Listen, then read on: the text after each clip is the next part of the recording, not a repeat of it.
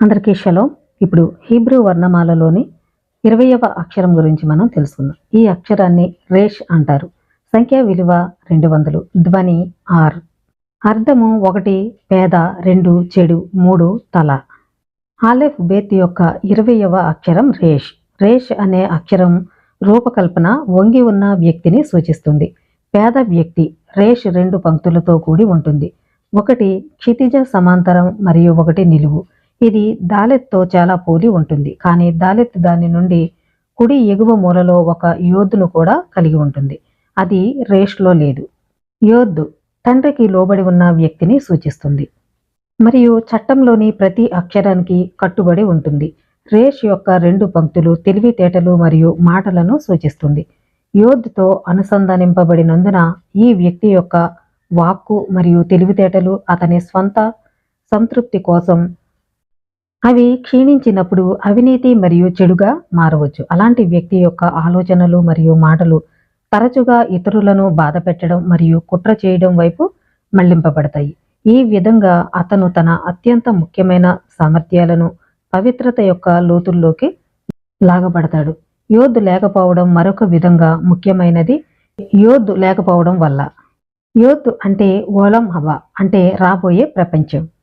తాల్ముద్ ప్రకారం ఎలోహిం భౌతిక ప్రపంచాన్ని హే అనే అక్షరంతో సృష్టించాడని మరియు యోధ్ అనే అక్షరంతో రాబోయే ప్రపంచాన్ని సృష్టించాడని మనకు చెబుతుంది. యోధ్ అంటే రాబోయే ప్రపంచంలో జరగబోయే తీర్పును సూచిస్తుంది. దాలెత్ అంటే తీర్పు దినం ఉంటుందని ఎల్లప్పుడూ మనసులో ఉండే వ్యక్తి. అందువల్ల అతను ఏమి ఆలోచిస్తాడు మరియు ఏమి చేస్తాడో జాగ్రత్తగా ఉంటాడు. అయితే రేష్ అంటే తాను ఏమి చేస్తాడో పట్టించుకోని వ్యక్తి.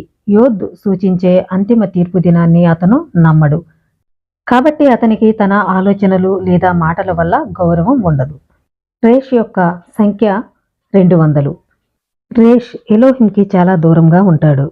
అతను తీవ్రమైన చెడు ఆలోచనలను కలిగి ఉంటాడు మరియు ప్రతికూలంగా మాట్లాడతాడు. అతను డబ్బు కలిగి ఉన్నా లేకపోయినా స్థాయిని మించిపోతాడు. అతను ఆధ్యాత్మికంగా పేదవాడు.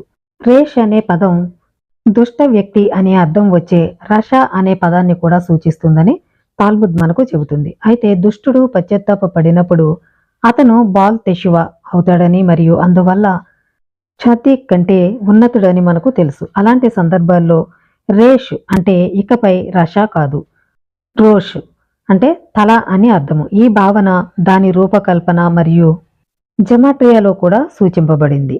మీరు రేష్ యొక్క గుండ్రని గీతను గీయడం కొనసాగిస్తే అది కేటర్ అంటే కిరీటము. కిరీటం యొక్క ఆధ్యాత్మిక సామర్థ్యాన్ని సూచించే కూఫుగా మారుతుంది. అలా చేయడం ద్వారా రేష్ కేటర్ స్థాయికి ఎత్తబడుతుంది. రేష్ కూడా రోష్ తలని సూచిస్తుంది మరియు తల యొక్క పుర్రె దాని కిరీటంగా పరిగణింపబడుతుంది అనే వాస్తవం ద్వారా ఇది సూచింపబడుతుంది. ఇంకా రేష్ 200 యొక్క సంఖ్యా సమానం 10 రెట్లు కుఫు కేటర్ 20. కొన్నిసార్లు పేదవాడైన మరియు కొన్నిసార్లు దుష్టుడైన రేష్ తెషువా చేయగల సామర్థ్యాన్ని కలిగి ఉంటాడు.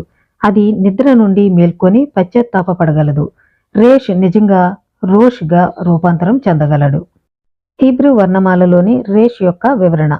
ఇలాంటి మరిన్ని విషయాలు తెలుసుకోవాలనుకుంటే నా ఛానల్ని సబ్స్క్రైబ్ చేయండి. అందరికీ షలోం.